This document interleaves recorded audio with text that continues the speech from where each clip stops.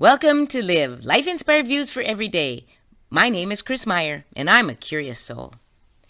Our dear friend Claire Nash told us that she will be in a wedding this December. Another wedding. She will be the maid of honor. I asked, how many times have you been the maid of honor? She said, I think this is my third. That is really amazing and got me to thinking, how come Claire has been asked 3 times to be the maid of honor? It is not actually hard to understand because I know Claire. She is a dear person who cares so much for people. She has the needs of people in front of her own needs. That's a gift we call altruism. So I got to thinking, what does she have that makes her so close to so many people that they would consider her the person who they wanted for their maid of honor? Or who would consider her their dearest friend? I looked at it and came up with this list. She's very trustworthy. She's always listening and remembering what you said. She's very kind. She's generous with the time she spends with you and puts great attention onto what you are saying and what your interests are. She assigns the person she is with value. Would you like to have a friend like Claire? Maybe you do. Or are you a friend like that to someone? In one of my favorite books, How to Win Friends and Influence People by Dale Carnegie, he lists what he calls 6 ways to make people like you. Principle 1, become genuinely interested in other people. Principle 2, smile. Principle 3, remember that a person's name is, to that person, the sweetest and most important sound in any language. Principle 4, be a good listener. Encourage others to talk about themselves. Principle 5, talk in terms of the other person's interests. Principle 6, make the other person feel important and do it sincerely. Wow. Now think about the things I said about Claire. Can you see all those things in her as I described her to you?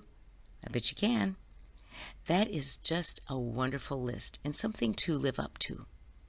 Look it up on the internet. Make a copy of it and look at it daily. Better yet, buy the book and read it at least twice. It's a great list. When I was principal at St. Paul's Lutheran School, we had a little girl in our preschool whose name was Mary. She was darling. I'll never forget the night that we had open house. And later her grandma told me that while I was in the hallway talking to a bunch of people, Mary, who was in her arms, whispered in her ear as she pointed at me and said, "She knows me." There could never be any greater compliment than for a child to feel that I know them. Is there any better compliment than to know someone knows you? Who would you say are the ones who truly know you? Lauren Mills has written a wonderful book called Ragcoat. In the story, there's a little girl whose father dies of black lung disease. He worked in the coal mines. She wants to go to school so bad, but her mother can't afford a coat, and since she doesn't have a coat and could not go through the winter without one, she doesn't even start school. Well, the mothers in a quilting group gather every week, and they bring their scraps and old rags to make quilts. The little girl looks on as they make a quilt called A Coat of Many Colors. And they tell the story about David in the Bible and his coat of many colors. One day the little girl says, "Boy, that David was sure lucky." "Why?" the mothers ask her. "Because he had such a warm coat." She replies, "Well then," they say, "we shall make you one as well." When the quilting mothers finished her coat, she excitedly put it on and walked to school. When she gets there, the children immediately make fun of her, teasing her about having a rag coat. She runs off into the woods, and later she musters her courage and returns to the school. The children admit to the teacher that they had teased her about her old coat. But she stands up and says, "No, it's not an old coat, it's a new coat." "But it's just a bunch of old rags," the children protest. She tells them, "They're not just a bunch of old rags. My coat is full of stories about everybody here." And then she started pointing out all the rags that came from their very own clothes and the stories about them that the quilting mothers had shared. Maybe it's like that with friendships. We take each other with us. The stories are embedded into who we are.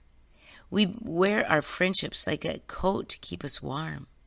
In a way, we're all maids of honor. Friends of honor, aren't we?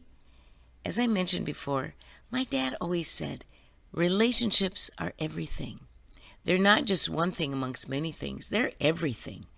If relationships are good, good things will happen. If they are not good, good things will hardly happen. We can't form both sides of the relationship, but we can form our side. And through love and forgiveness, it'll affect the other as well. Relationships are everything. Claire is going to be a maid of honor again because she lives that wisdom. This week, on your bathroom mirror, write, relationships are everything. And then look up Dale Carnegie's 6 Ways to Make People Like You and start living it. Join me next Monday for Live, Life-Inspired Views for Every Day. I'm Chris Meyer, and I'm a curious soul.